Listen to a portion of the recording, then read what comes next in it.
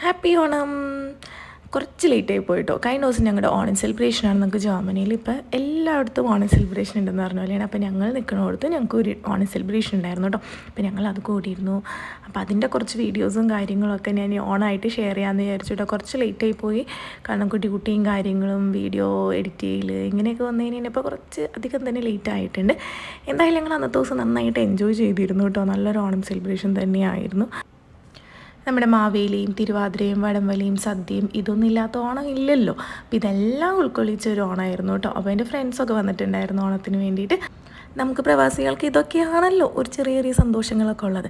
അപ്പോൾ നമ്മളങ്ങനെ ഓണം സെലിബ്രേഷനൊക്കെ കൂടിയിരുന്നു കേട്ടോ. പിന്നെ കുറച്ചധികം തന്നെ കൾച്ചറൽ പ്രോഗ്രാംസൊക്കെ ഉണ്ടായിരുന്നു. അതെല്ലാം നല്ല സൂപ്പർ കിടിലൻ കൾച്ചറൽ പ്രോഗ്രാംസും കാര്യങ്ങളൊക്കെ ആയിരുന്നു കേട്ടോ.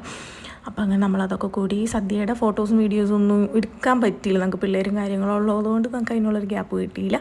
അപ്പോൾ എനിക്ക് പറ്റിയതിലും കുറച്ച് ഫോട്ടോസും വീഡിയോസും കാര്യങ്ങളൊക്കെ എടുത്തിട്ടുണ്ട്. അപ്പോൾ എല്ലാവർക്കും ഒരിക്കൽ കൂടി ഹാപ്പി ഓണം.